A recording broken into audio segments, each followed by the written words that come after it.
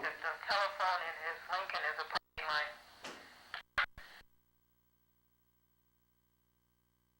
Yes, maybe the rain will keep people. What's that? Maybe the rain will keep people.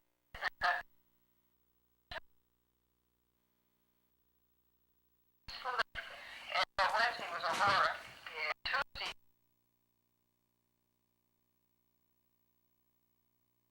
the little kids, passing it to it.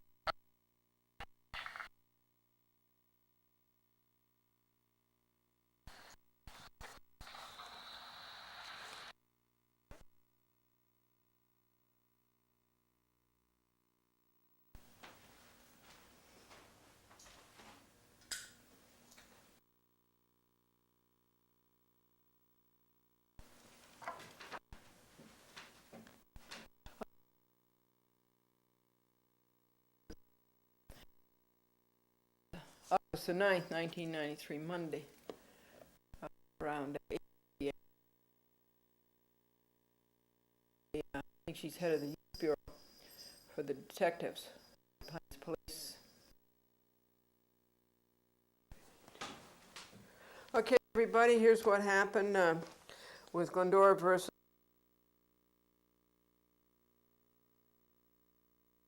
September 1993.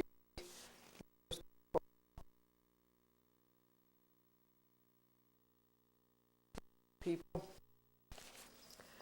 So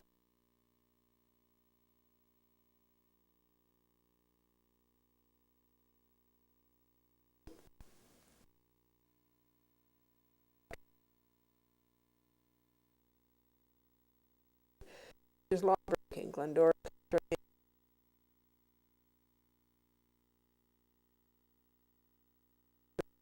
and floor off shop,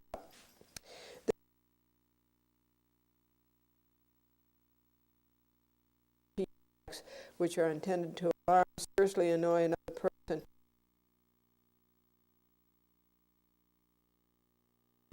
Would have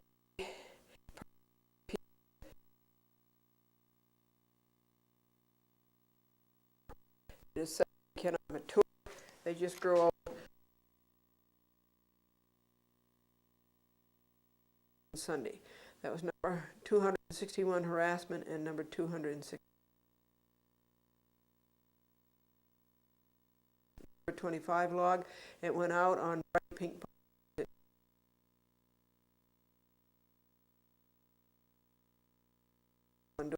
At 7:20 a.m. it was wide open again.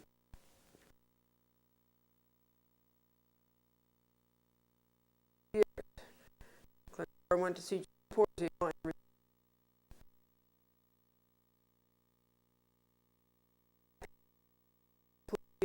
again with blowing her horn twice.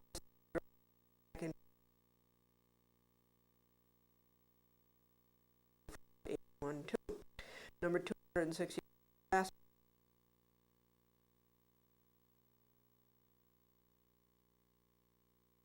Upon she blew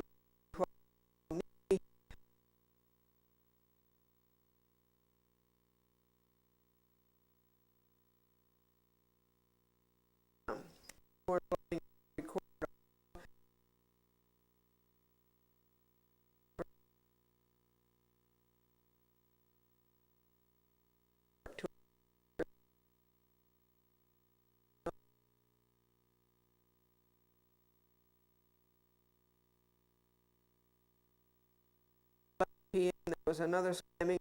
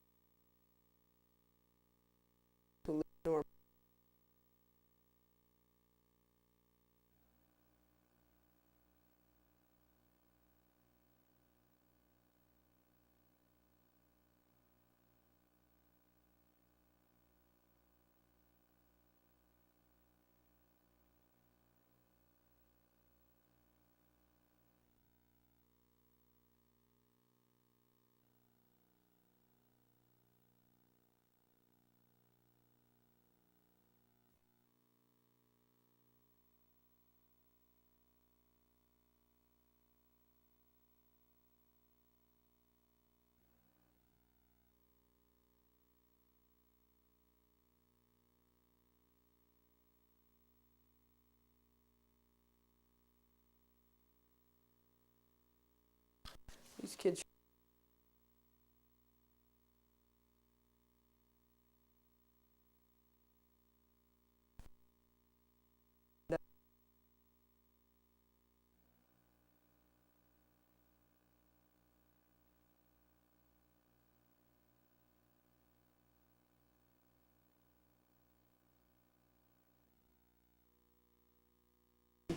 Near the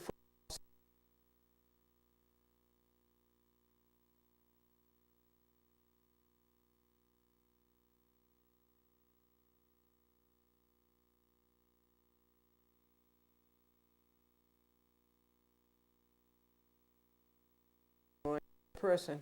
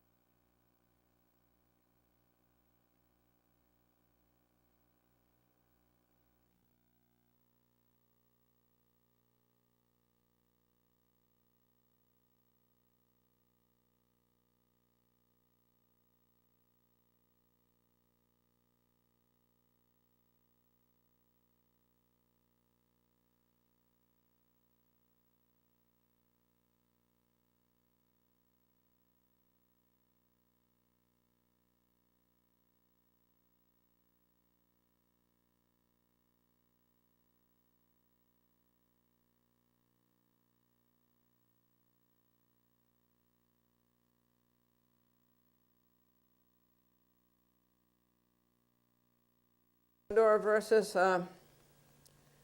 Walsh, Alproche.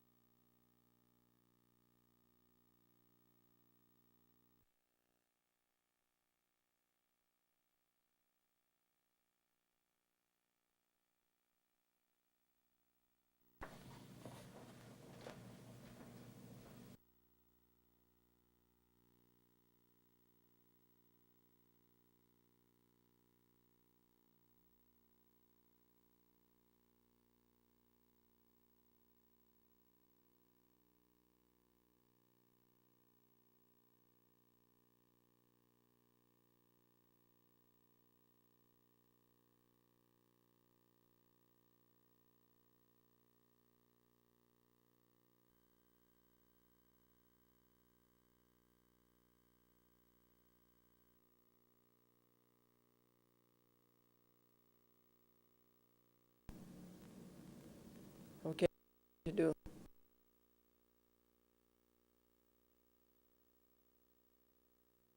When the Lincoln went into the library,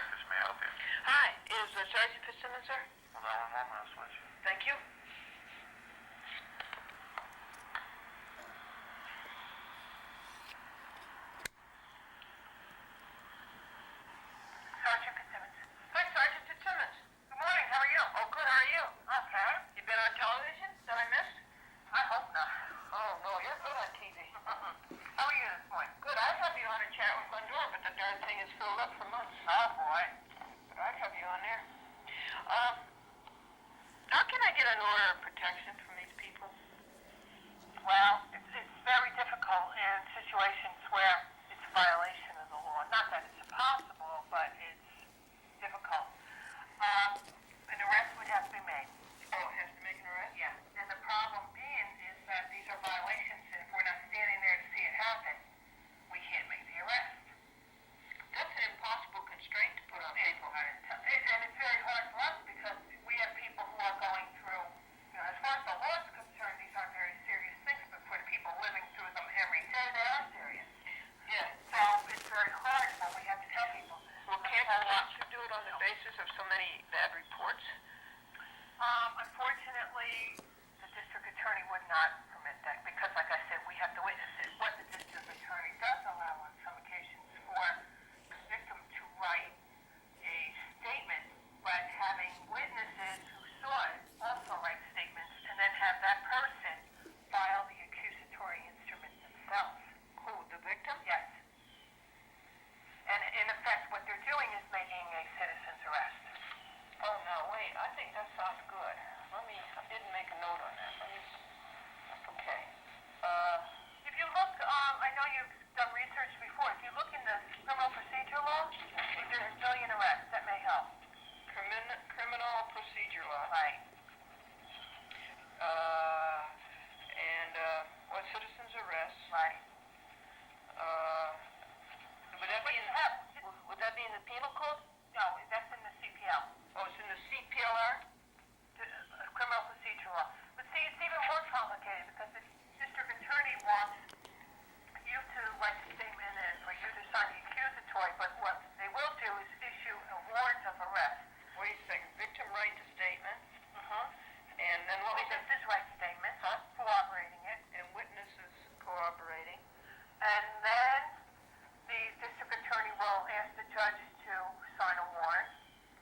Oh, ask judge to sign a warrant. And then a police officer would be given that warrant, and then they could make the arrest.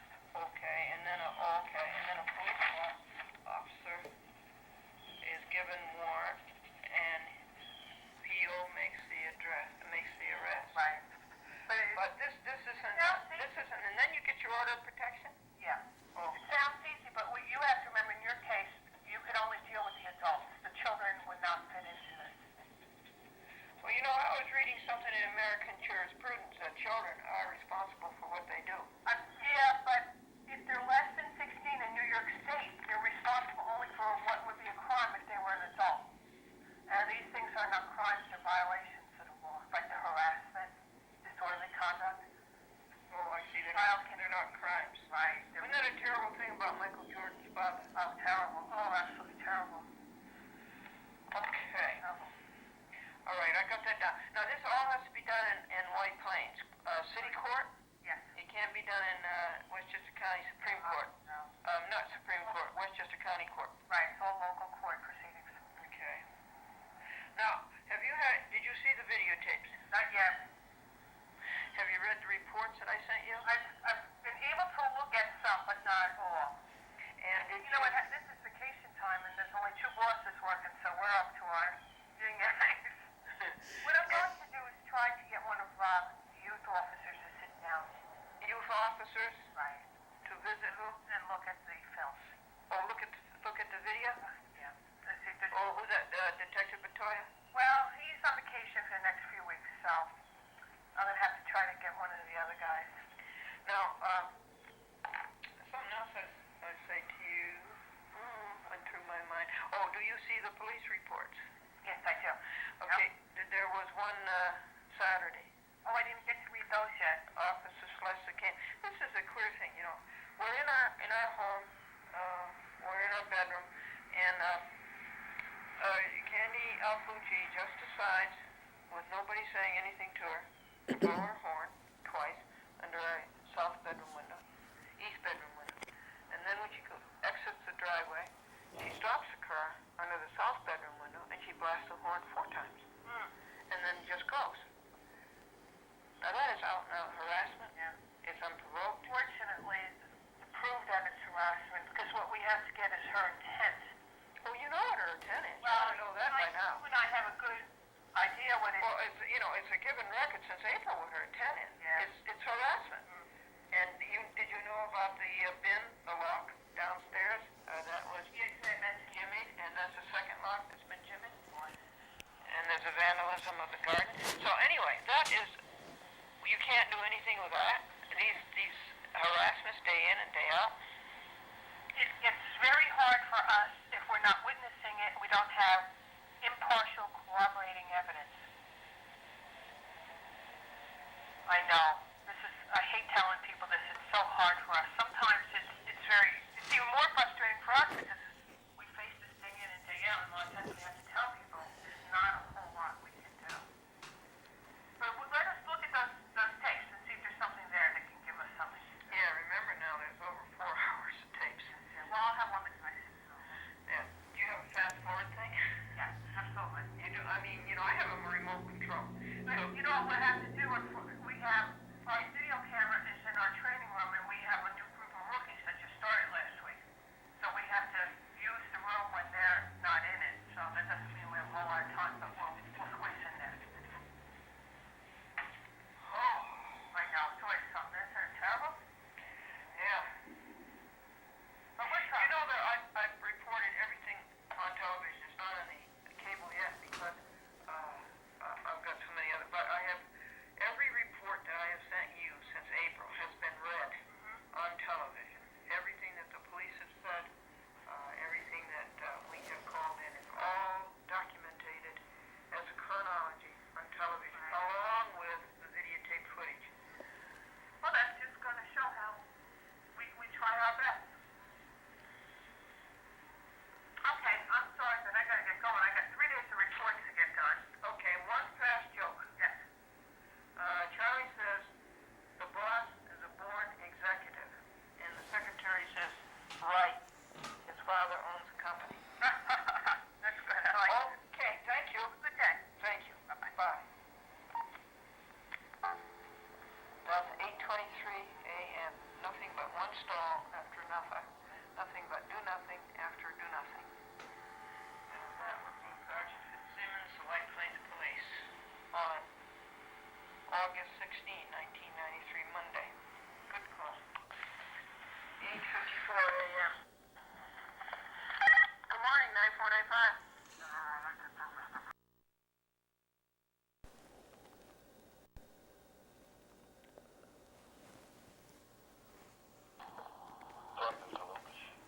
Good morning. Is Sergeant Fitzsimmons there? Hold on, please. Thank you.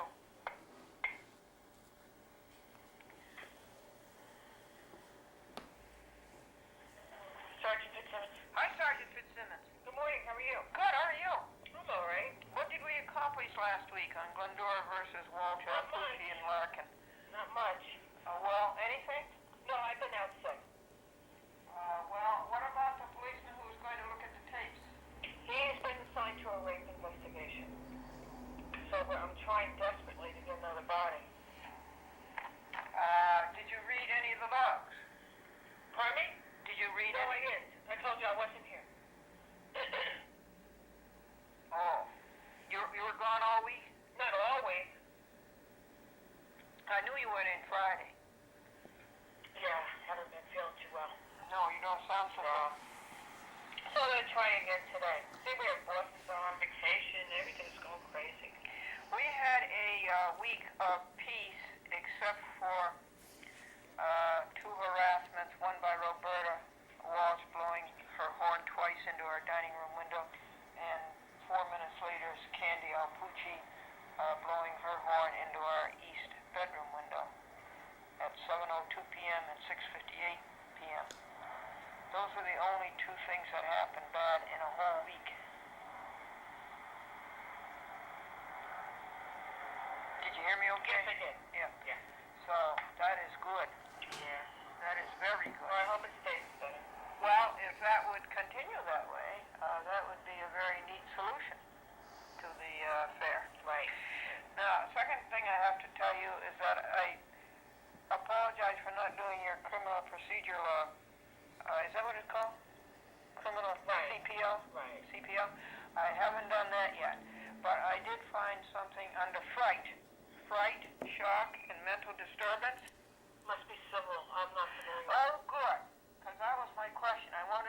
whether that's civil or criminal. But it's very good because it's abusive language. Well, sometimes civil is better. You can do more with it than criminal. Criminal with the probable cause and the sufficiency of evidence makes it difficult on occasion. And it's about intentional tort.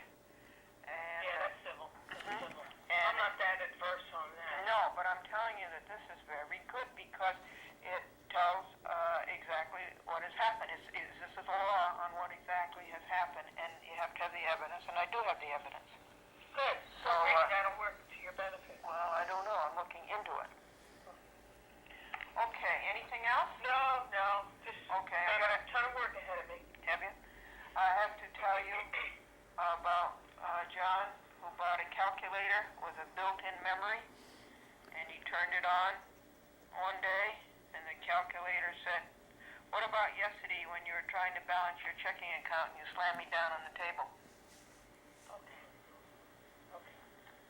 You missed it, huh? I'm sorry, the commissioner was in here. Oh, okay. Do you want to hear anything else? You want to hear it again? Go ahead. Yeah. He bought a calculator with a built-in memory, and he turned it on, and the calculator said, "What about yesterday when you were trying to balance your checking account and you slammed me down on the table?" Oh. Okay. Okay, have a good one. I hope you feel well. Thank you. Bye. So that's the check-in with Fitzsimmons, and that's on 8/23/93 Monday at 8:29 a.m. And customer information and message center. Away from home, my father says, "Will you put that in writing, please?" Okay, Steve. All righty. I'm sorry I'm so backed up here. You take care. Well, when should I give you a call tomorrow? Next week. Oh, when you feel like it. Sounds good. Okay, Steve. Bye-bye. Bye.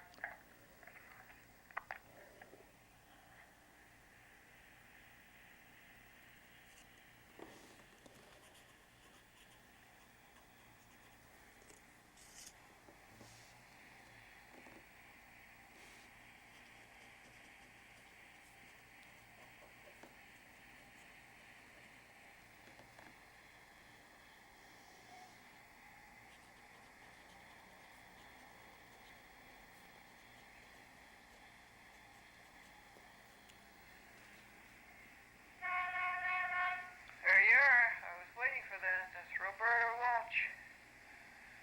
8:57 p.m. Blowing her horn. 3 times. And at 7:22 p.m., Candy Alproche blew her horn 6 times.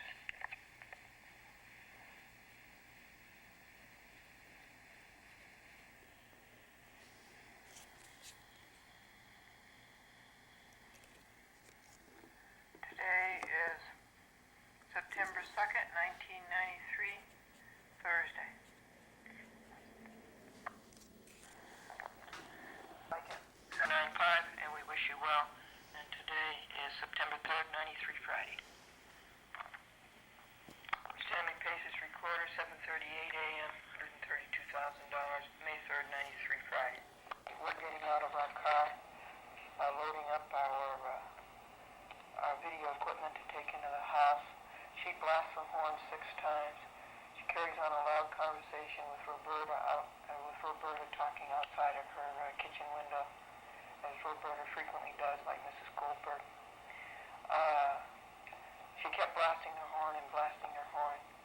We said nothing. We videotaped. If they won't want to be videotaped, then don't break the law. They only get videotaped when they break the law. So to stop the videotaping, stop breaking the law. And then we came in, as we were coming into our house, Roberta let forth a volley of Neanderthal shoutings, all of which were very rude and crude and uncouth. I would not repeat them. All in the earshot of children, all in the earshot of your other tenants. And videotape that. And I came in the house, and then immediately after, Roberta comes pounding down the stairs, goes through the cellar to go over the candy. That's the way they do when anything like this happens. They get together, the two of them, and they talk about it for hours. Roberta went by my window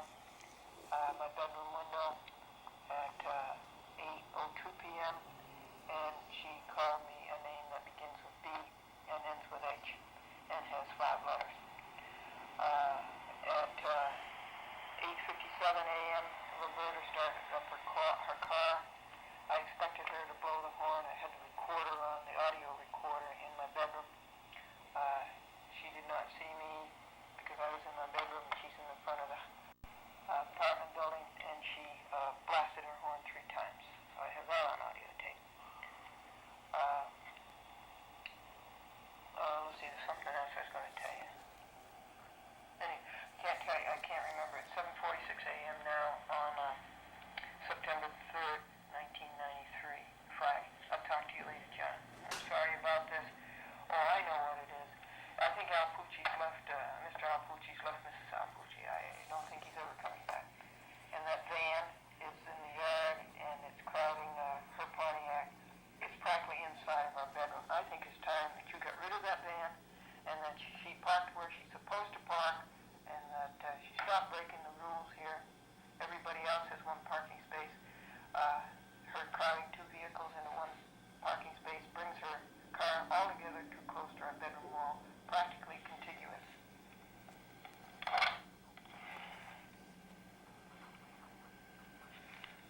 The time is 7:46 a.m. John Porzio, September 3rd, 1993.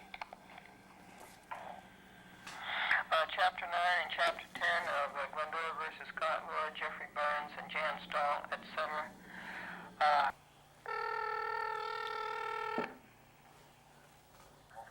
Detective? Hello, Sergeant Fitzsimmons, please. Sure, hold on, please. Thanks.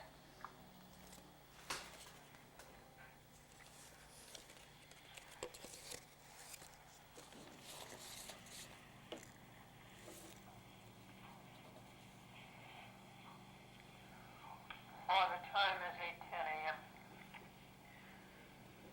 How about that door? Thank you. Thanks. September 8th, 1993, Wednesday. Sergeant Fitzsimmons. Hey, how are you? Oh, very busy. Are you? Oh, God. You got rid of your cold, huh? Pardon me? You got rid of your cold. Well, somewhat, not all the way. Right here. All right, what are you going to do? How you doing? Oh, fine. Now, I did what you said. I went to the Pace Law Library, and I read the criminal procedure law, and I read about the order of protection. Good. Good. Yeah, it's very well written. And I read about the citizen's arrest, Right. and I really learned a lot how to do that. Is harassment a misdemeanor, or is it a violation? Violation. Can you arrest anybody for a violation? Can a citizen arrest anybody for, or does it have to be a demeanor or a misdemeanor or a felony? Can a citizen arrest anybody for a violation? I think they can. Okay. Because I sort of poked around. I couldn't find the answer to that. Yeah, I think you can. I'm not 100% sure. Well, that's going to be easy. Now I understand that your point, that in the case of a felony, it doesn't have to be in your presence. Right. But in the case of a misdemeanor, it does. You have to see it. It has to be in your presence. Not always. For a For misdemeanor? misdemeanor. Yeah, that's the way I read it. No. I've arrested many people on just improbable cause to believe. He said that you can't do that. No, that's not true. All right. I'd better be on the stage. Violation, you have to see it happen. What's that? For a violation of the law, you must absolutely see it happen. But not for misdemeanor? Misdemeanor, you just have to have a probable cause to believe. Okay. All right. So I would certainly have no problem there because I'm here when it happens, and I see it happen. I certainly would have a problem with physical. I could never lay hands on anybody. I'm just not that type of person. I just can't hurt anything. And besides that, it's always been I do a lot of the public speaking engagements, so when people bring that up, it's really our, not written policy, but unwritten policy to recommend to people that they do not try to affect their lives themselves. Because anytime you take in somebody's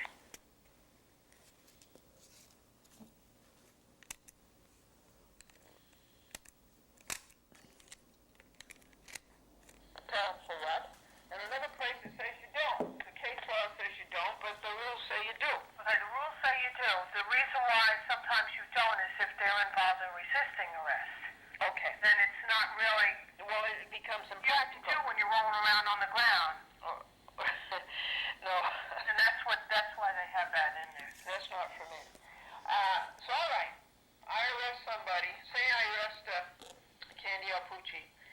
she goes to her apartment. Then, all right, say I don't arrest her. I have cause to arrest her, and I don't arrest her. She goes to her apartment. And then, can I call White Plains Police? We don't have to accept the arrest. No, wait a second. Right. No. Can I call White Plains Police, and then we go to her apartment, and I arrest Candy Then you Alproche? can't do it. Once you Wait a second. apartment, you can't go. You can't go in her apartment and I arrest. didn't say go into her apartment. And she comes to the door. I'm sorry, I don't have time to talk about this now, Glendora. I haven't started my work yet for the day. You're going to have to... That's because you don't listen to me. If you listen to me, you could have answered That's this because I don't have time to talk to you this morning. Have you read my reports? Goodbye. I'm sorry. Have you seen the videotape? Okay, that's Sergeant Fitzsimmons, and that's at 8:15 a.m. on Wednesday, September the 8th, 1993. Alproche now, roughly same time, 5:07 p.m.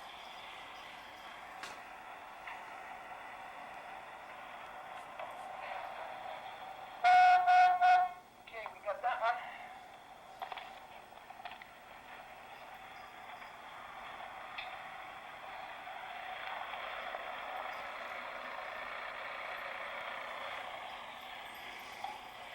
Okay, you heard that? That was Candy Alproche with no legitimate purpose at 6:11 p.m. Good.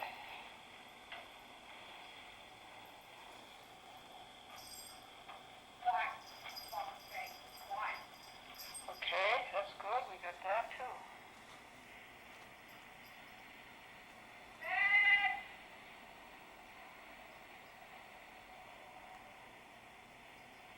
Okay, that's just what we need. So we just keep that going right there.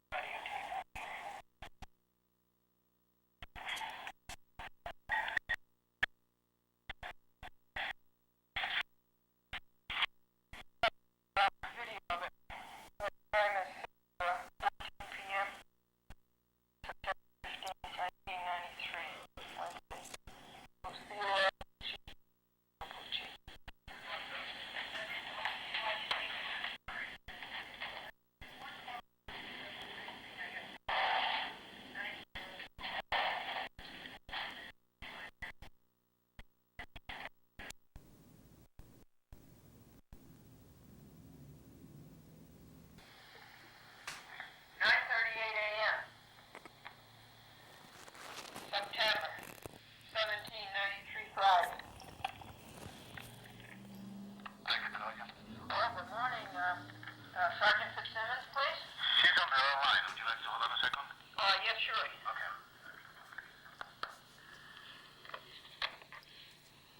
Good morning. Good morning, how are you? I'm all right. So it's a rainy day and I'm another drip. How are you coming reading the logs? I didn't get to open one I just got in the mail, dated the 13th. How far are you on them? I've read all of them except for that one. Oh, really? Yeah. That's a tremendous amount of work. How are you coming on the videotapes? I've assigned one of the guys to start taking a look. They've tried 3 times to sit down and look at it, and they've been called out onto the street for serious offenses. Oh, yeah. Yeah, we have several cases with children being sexually abused. Oh, good grief. Isn't it awful? It's very terrible. Oh, that's terrible. That's depressing. Not a search warrant right now for it. Yeah, that's depressing. Yeah. Okay, well, thank you for that. Okay, have a good day. Yeah, now where does that leave us with, did you hear about the dentist who married the manicurist? No, I didn't. And now they fight tooth and nail. Oh, goodness. Oh, goodness. Okay. Okay, thank you. Thank you, bye-bye. Time is 10 a.m. That was Sergeant Fitzsimmons.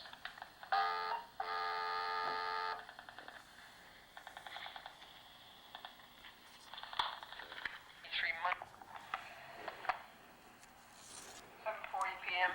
Candy Poochie just got into her car. Let's see if there's any horn blowing. The windows are down.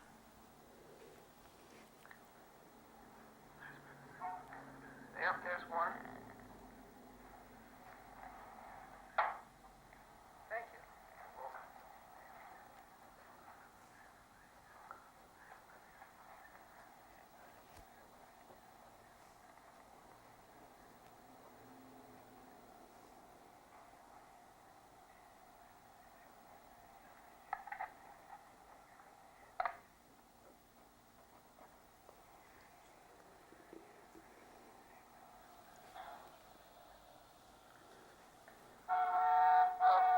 Okay, that's 4. Yeah. Well, it's Candy Alproche at 7:41 p.m. And, okay, there's 2 more out at the front. She's going to put up her car because she can't park it here. And let me just tell you what she committed. Okay. That's a tortious act, personal injury, intentional conduct, willful, wanton, reckless conduct, intentional tort, intentional harm. The cause of action that pleads an intentional tort.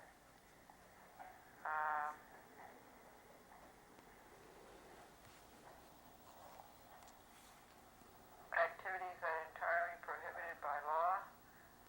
She engages in a course of conduct or repeatedly commits acts which alarm or seriously annoy another person and which serve no legitimate purpose. That horn blowing served no legitimate purpose.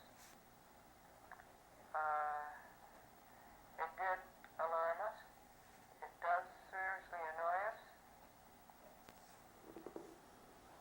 And she did it with the intent to harass and to annoy and to alarm.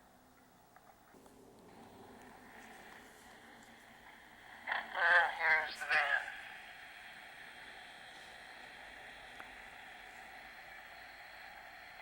So the boys unloaded the truck.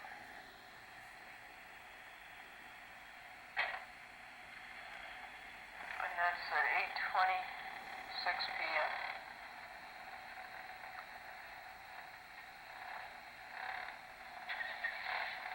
Hear the windows vibrate.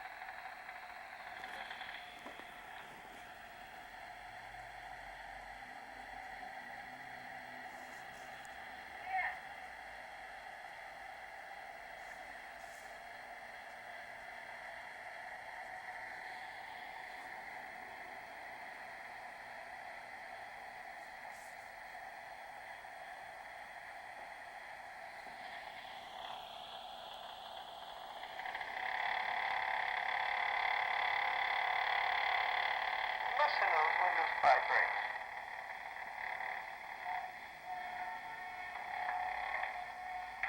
1, 2, 3, 4, 5, 6, 7 times. Candy blew the horn. What's that make a total of now? 16 times tonight.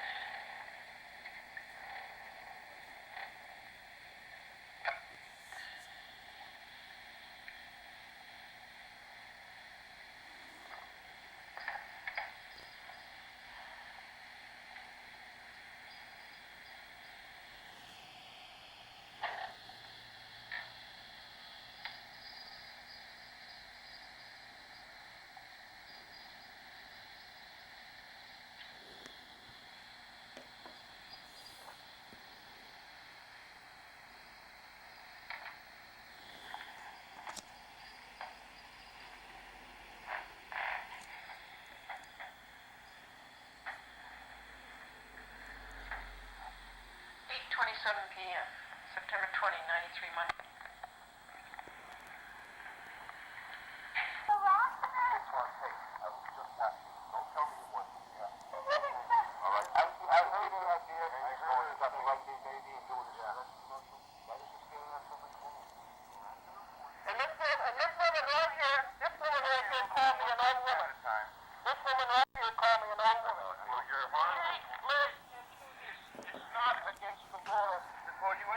It's against the law to harass and to alarm and to annoy. There is no legitimate purpose. This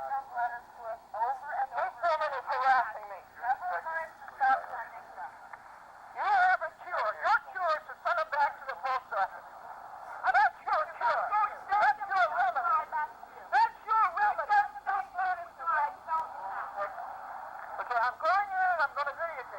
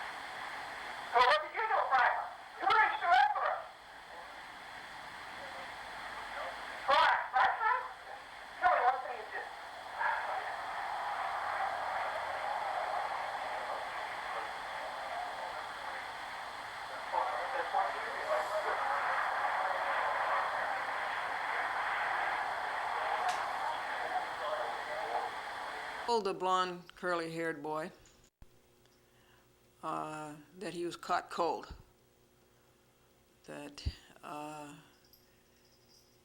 the officer saw the harassment on the videotape, and the officer got angry at him and said, "Do you want me to take you to the youth division?"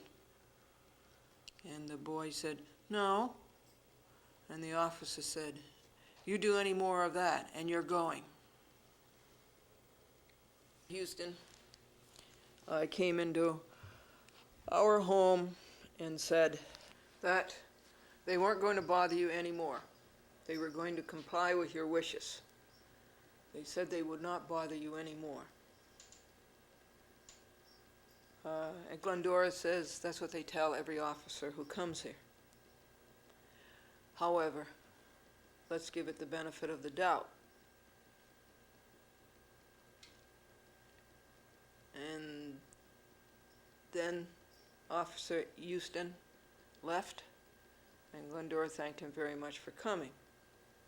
And he went out and he sat in his cruiser, and he sat there,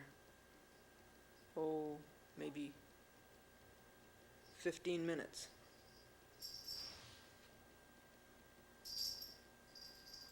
Let's try the audio tape and see if you can make out what he is saying.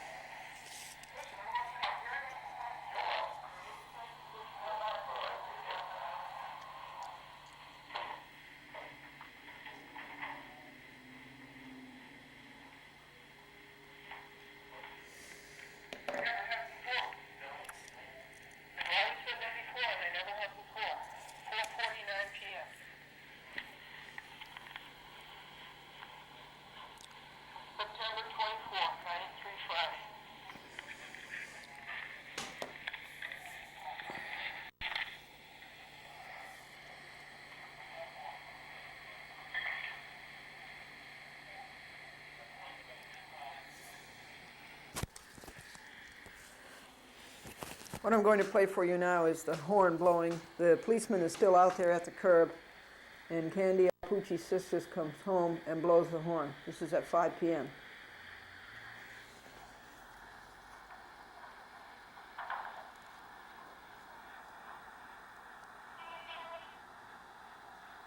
That was it. I'm going to play it for you again.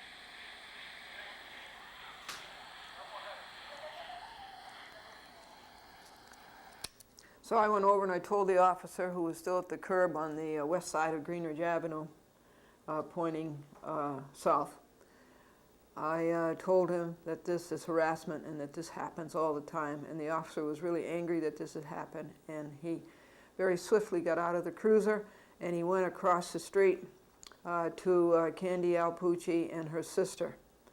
And the sister, when she saw Officer Houston, the sister said, "Hi, Brian." You're going to hear that. Now you've got to listen very carefully.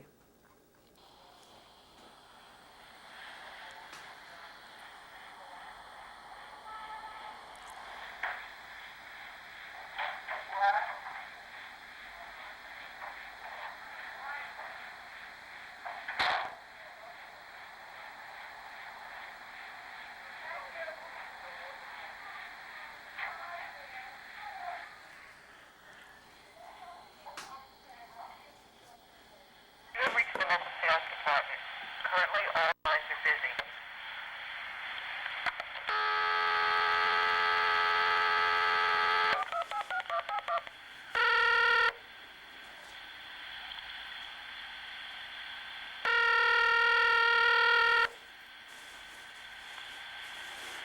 Hello, this is John Portier's office. You have reached the voicemail box of 9509. At the tone, record your message. To end, press star, or just hang up. John Portio, it's 3:42 p.m., September 24th, 1993, Friday. There is an outsider boy here who was here yesterday. I had to call the police on him, and he's here again today. James Walsh and Roberta Walsh and the woman who moved into 2D and the dog. They're out there on your lawn, and they're harassing us through the kitchen window. And this blonde boy is just impossible. He doesn't live here. Also, the black boy who does not live here and repeatedly comes onto your property and causes disturbances is here. And also the Chinese boy who repeatedly comes onto your property and causes disturbances. All this is going on right now at 21 Greenridge Avenue. I have called the police. The police spoke to them, but these people are defiant. They're not doing a thing. They're just standing there harassing with intent to annoy and alarm and with no legitimate purpose. That's all harassment. I wish that you were here to do something about it.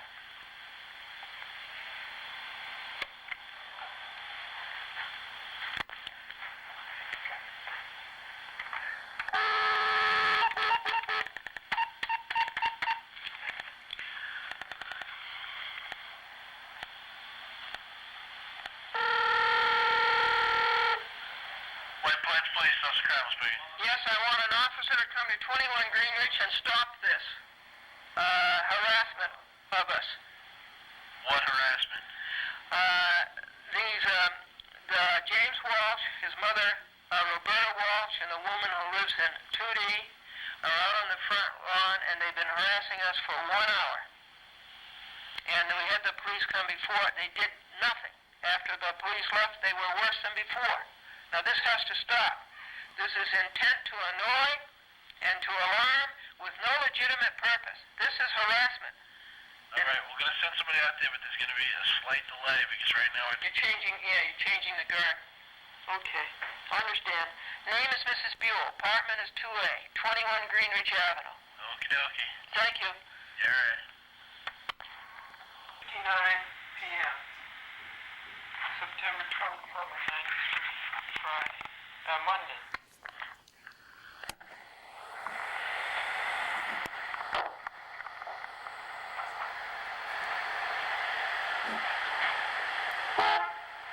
There it is. That's Candy Alproche 1 and 2, 3, 4. And that's at 8:12 p.m. on September 27th, 567. That's 7-4 West. September 27th, 1993, Monday. That's Candy Alproche.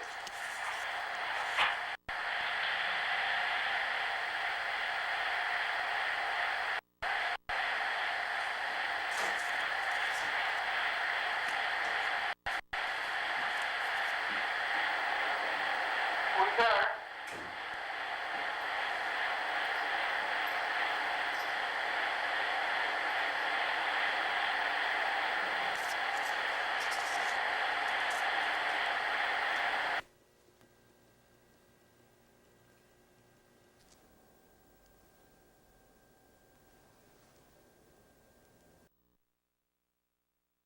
So, what law is being broken here? Harassment. Intent to annoy and alarm with no legitimate purpose. Now, where are the parents to stop him from breaking this law? And what are they doing about it? Did you hear and see the Indian boy who is getting tired of this 5 straight hours of continuous harassment say, "Shall we go upstairs?" And Theo Alproche says, "No, I want to stay here and bother this woman." So that is the intent to harass that the district attorney has to know about. Now, here's another harassment.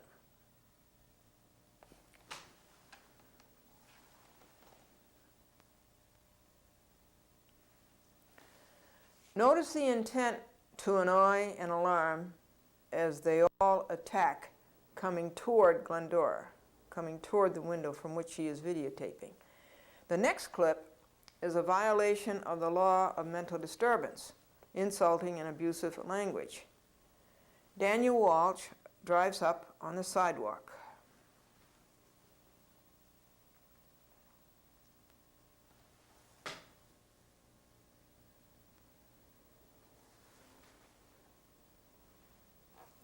The next clip is a violation of the law of mental disturbance. Glendora is peacefully in her home, doing her work, and all of a sudden, out of the blue, as all of these happen, Daniel Walsh drives up and parks his car on the sidewalk.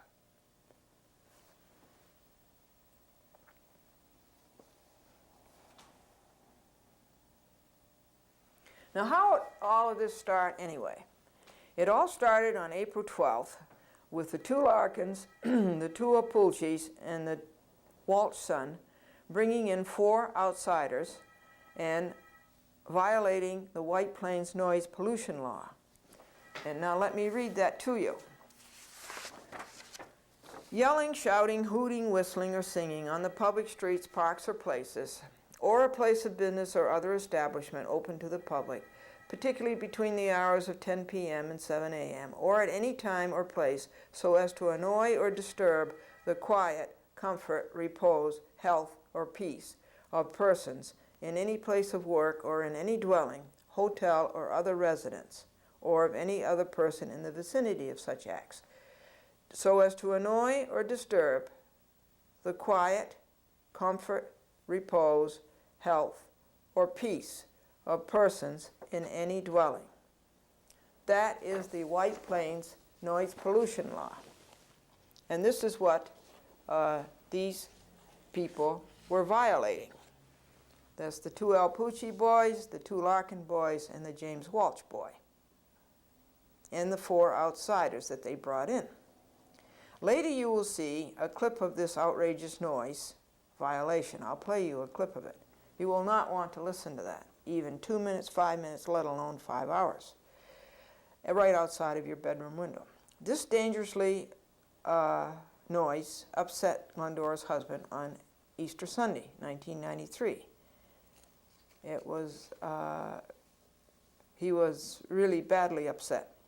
A request was made to these violators to cease the disturbance, and it had gone on unabated 3 hours straight on Easter Sunday, April the 11th, 1993, and the request was ignored.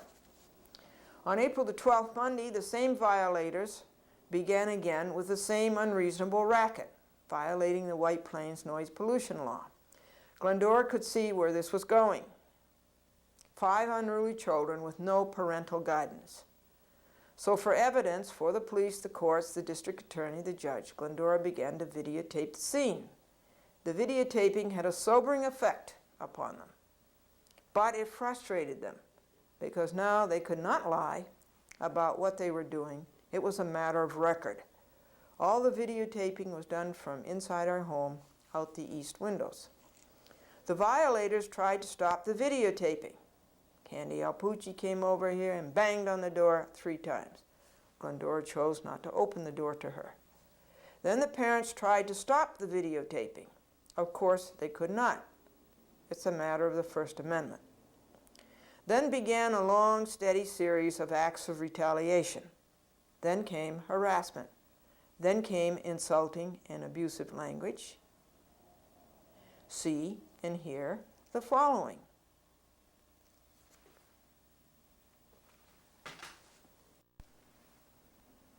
So in addition to the harassment, we have vandalism. The crazy glue in the lock cost the landlord $92. Roberta Walsh is my prime suspect. She was the only one around when I left at 9:15 a.m. and I was gone only an hour and a quarter. And I came back and the lock was no good. Now 2 other locks were jimmied. The padlock on the bin locker door of our cellar, and then that was ruined again, and it took 6 hours to fix that one. And then the second time, that would be the 3rd lock, it took 3 hours to fix that one, and it cost $5. Now here's more retaliation. Daniel Walsh wrote, WNBC TV, WCBS TV, WABC TV wrote or called or both, and he received letters from 2 of them, and he went to the courtyard between the apartment buildings, and he called upstairs to the Alproche apartment, and he read, like a town crier, it was really comical, the letters. He really looked ridiculous. Now, here is some of the audio.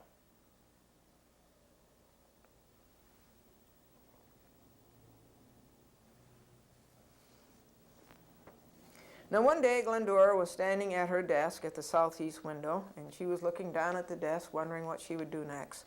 And Theo Alproche came down the driveway. He picked up a large ball that had run astray from the other kids playing in the yard. And Theo Alproche threw this ball with all of his might, with every bit of strength that he could garner, with every bit of malice that he could garner. And he threw it at Glendora's head, straight at the head, aimed straight at the head. Even with the screen down, the ball hit the window with such a violent force that Theo Alproche cracked 3 window panes. Now hear this.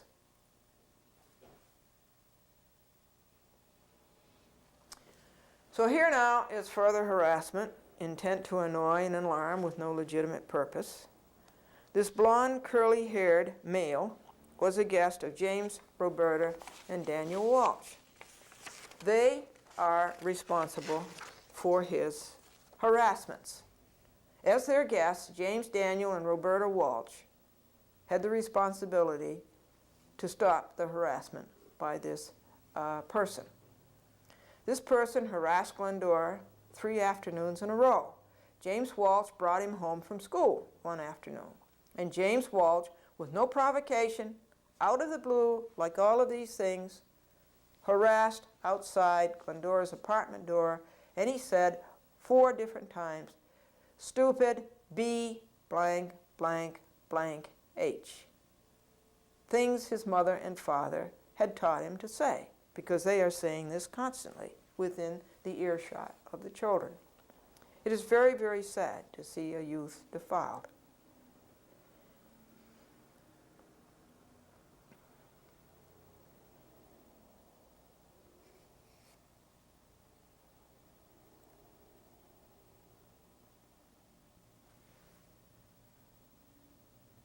Here's what Officer Houston told the blonde, curly-haired boy when he denied the harassment.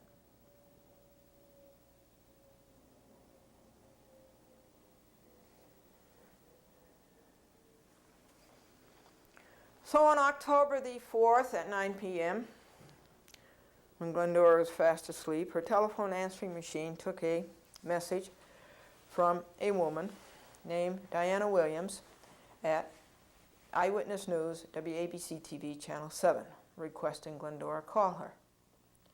On Tuesday, Glendora called her, and her recorder was on, her telephone answering machine. Glendora left a message that she was returning the call, and she left a joke. At Tuesday afternoon, October the 5th, 1993, Diana Williams called and said that Eyewitness News was doing a feature on neighborhood fights and the resolution of such fights. And I said, who tipped you off? And she said, nobody. I was in the White Plains police station and I read the police reports. There are about 20 of them down there. So she headed for me, she said. Now you can believe that or not. I sort of have my doubts about it. I think she was tipped off. And I said, what is your angle? And she says, our angle is these neighborhood fights and how they can be stopped.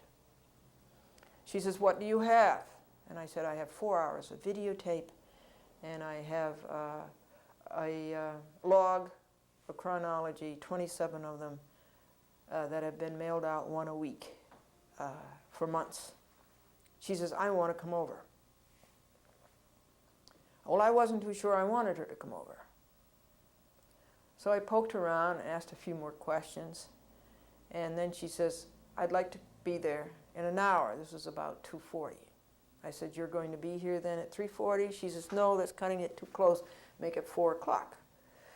Well, I scurried around, and the takes are all logged by footage. And so I tried to find the tapes of interest, most of which you have seen, these excerpts. And when she came, I played her several tapes. And I showed her the logs, and she was here with a cameraman and with an audio engineer for 1.5 hours, from 4 p.m. to 5:30. They wanted to know about my spot on the David Letterman show. They wanted to see that, and I told them that it would take a while to retrieve that from the archives. They didn't think that they got the footage that they wanted to get. They didn't. They made very poor selections to videotape for this so-called thing on the 11 o'clock news, Eyewitness News on Channel 7 sometime in November 1993. So I watched them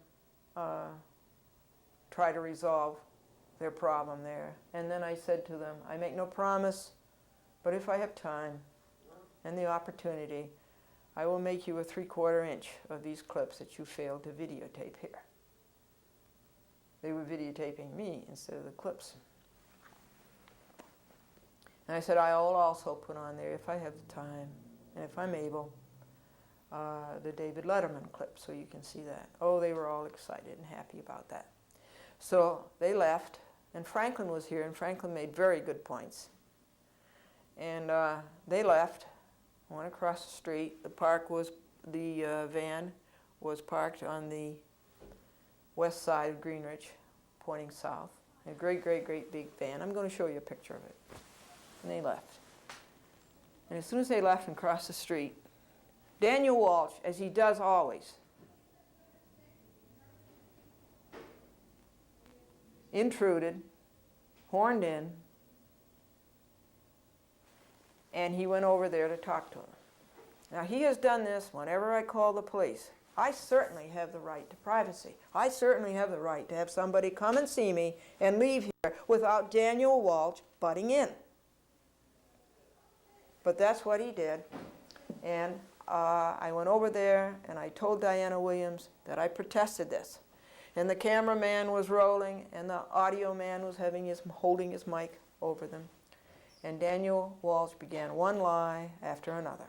One lie. This lie about he wants peace. And just as soon as the police leave or the minister leaves or the Channel 7 leave, they start their law breaking and their insulting and abusive language. So that Diana Williams stayed with him for 1 hour from 5:30 p.m. to 6:30 p.m. right on the tree belt of Greenwich Avenue, causing a huge neighborhood disturbance with cars slowing down when they saw the Channel 7 van, causing traffic hazards, and then shows up Uncle Ozzie and the foul-mouthed Alberta Cut and the foul-mouthed Nella Candy Alproche's sister, which you see. And then shows up Theo Alproche and Roberta Walsh and James Walsh. And James Walsh told his mother to shut up. and on it went. I put it on audio tape and I put it on videotape. And I'm going to show you that. Now when finally Diana Williams, who listened to all of these lies and over my objections, finally went off, drove off. And this is what, then the lawbreakers crossed the street, came toward 21 Greenridge Avenue, Building A, blocking my entrance to my own home. And this is what Roberta Walsh said to Franklin. Franklin, who is 74 years old.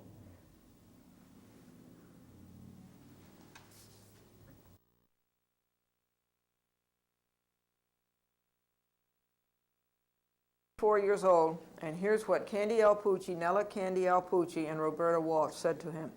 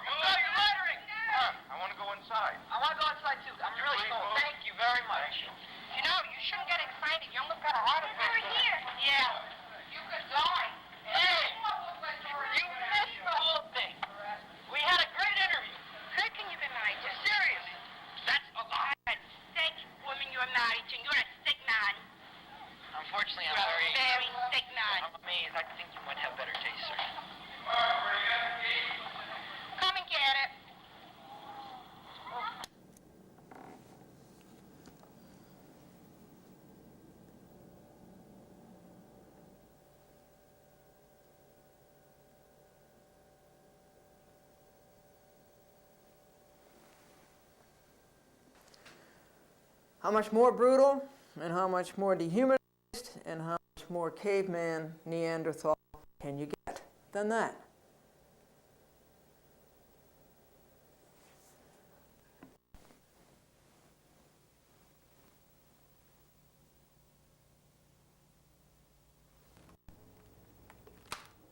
What happened on Glendora versus Scot Lord, Jan?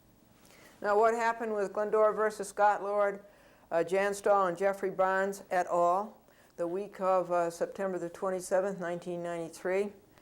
Strachan made a motion to dismiss Glendora's complaint against Scot Lord, Jan Stahl, and that would be it.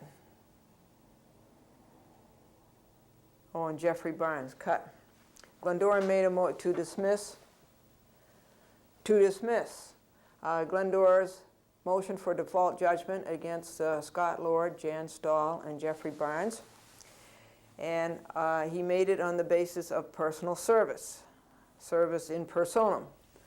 The return date on that was September the 30th, and that was altogether too soon, and it didn't leave time to answer. So Glendora asked Judge Fredman's chambers, told Judge Fredman's chambers that there wasn't time to answer it, and Laura Costabile said, well, how long do you need? And Glendora says, I could have the answer in Monday. And she was talking to somebody. She said, hold the line, and she came back, and then you could hear her talking to somebody there in the office. Apparently it was Judge Fredman. And Laura said, well, you can have until Wednesday. And so